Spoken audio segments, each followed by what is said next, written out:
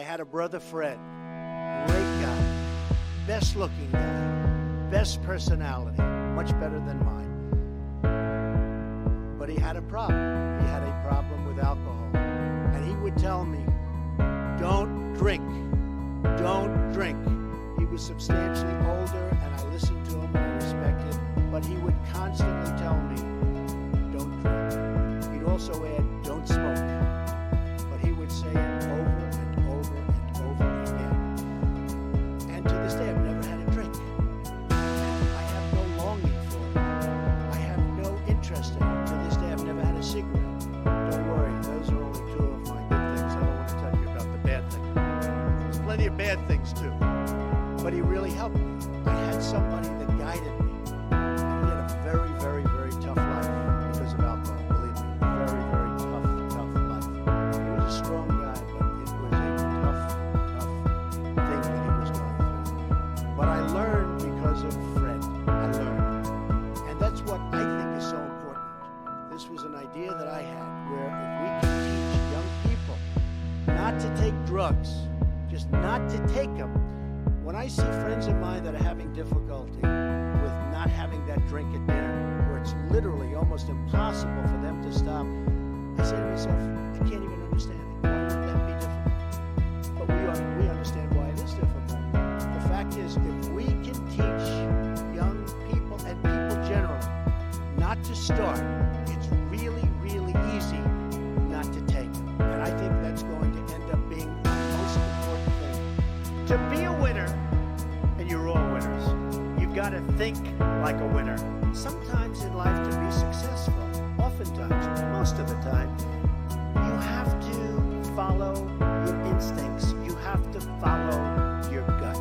You have to. Your parents may say wrong, your whoever may say wrong, but you have to do it. I've seen people that are super genius, but they don't have that gut feeling. They don't have that stick-to-itiveness, that never quit. And I've seen people that almost made it and failed because they couldn't go that extra mile.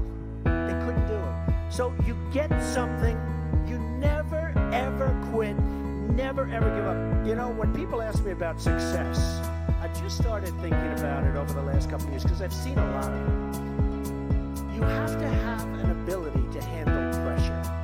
And people that can handle pressure can be entrepreneurs, can be successful. Now, I have some friends that are really, really smart, but they can't handle pressure. In which case, they should work for somebody, do great, and have a good life. There's nothing wrong with it. Because I almost think that's an instinctive thing, the ability to handle pressure. Now, one of the things I tell people about pressure is, you know what, I said, how do you handle pressure? Who's had more pressure than me? Have I had pressure over the years? And, you know, I mean, I get criticized in my hair, but it's not so bad, and it's real, it's mine. But you have to have the ability to handle pressure. And if you can't handle pressure, you have to know that about yourself. You have to know that about yourself. So, handle pressure. If you can't, that's okay. You've got to be able to sort of say to yourself, nothing matters that much other than the real big deals with family, with your faith, etc. Okay. Always have passion. You've got to have passion for your family, for your life, for your church, for whatever it is. You've got to have that passion. You've got to just love it. Okay? In order to be successful, and you people are well on the road to success, you have to find out what makes you excited, what makes you want to get up each morning and go to work. You have to find it. If you love what you do and dedicate yourself to your work, then you will gain momentum. And look, you have to. You need the word momentum. You will gain that momentum. And each success will create another success. But the big thing, never quit, never give up, do something you love. When you do something you love, as a scout, I see that you love it. But when you do something that you love, you'll never fail. and again and again, you're ultimately going to be successful. And remember this, you're not working. When you do something that you love, remember this, it's not work. So you'll work 24/7, you're going to work all the time. And at the end of a year, you're not really working. You don't think of it as work. When you're not doing something that you like, or when you're forced into do something that you really don't like, that's called work, and it's hard work and tedious. So as much as you can, do something that you love, work hard, and never, ever give up, and you're going to be tremendously successful. As you continue to develop your talents and to make your mark upon the world, remember that nothing worth doing is ever easy. You'll have bad moments. You gotta love what you do. And if you don't, just do something else. Find what you, especially at your age, you have to love what you do. You'll never be successful unless you get lucky, which could happen. But if you don't love what you're doing, find something else.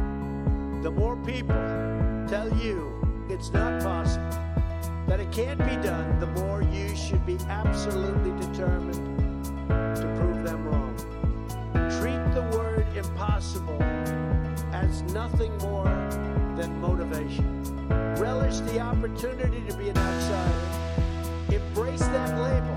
Being an outsider is fine. Embrace the label. Because it's the outsiders who change the world and who make a real and lasting difference.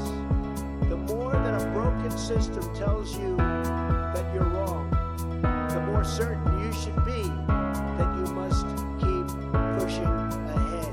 You must keep pushing forward. You have to follow your passion. You have to do what you want to do. You have to listen to people. You have to go around and say, what's a good industry? Because I know people that love things, but they're behind the eight ball because they're going into something that's not a good industry. So if you can find something else, because there are industries that are so great, and there are places that are heading in the wrong direction, and things. You want to try and be in that upslope if you can find your passion there. If you can't, still stick with it. You have to stick with it. And speak your mind. Ask questions. You're at such an important part of your life because you are making the decision for the rest of your life right now. This is your big time. You're most wanted. Everybody wants you. You're young, you're smart, you're brilliant. And this is the time that's going to really guide the rest of your life. So it's a very important time for you. So just love it. Love it. But try and go into something where you can have a wonderful life, where it just is worthwhile. Because there are some things that it's tough. Keep standing up always for your values. Keep working with your classmates and your friends. Keep loving your country. And one of the most important things, never, ever quit. Never quit.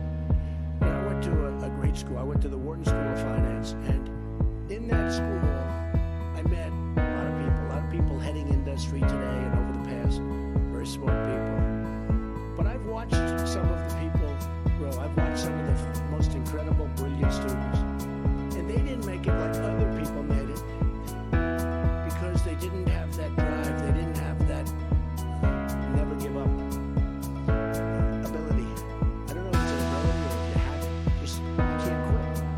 And I've seen people quitting. And if they would have held out longer, they would have been successful. I've seen it so much. I've seen some of the most brilliant people in the world that never made it because they were quitters. They were just quitters. They would quit. They just couldn't take it. They couldn't whatever. One of the things about loving what you do is that it's not work, and therefore you don't quit automatically. It's a lot easier not to quit. But you can never give up.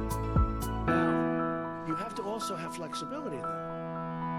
You can't necessarily say, I'm never giving up, I'm gonna, and you gotta be able to weave and bob. You don't have to go through a concrete wall when you can go over it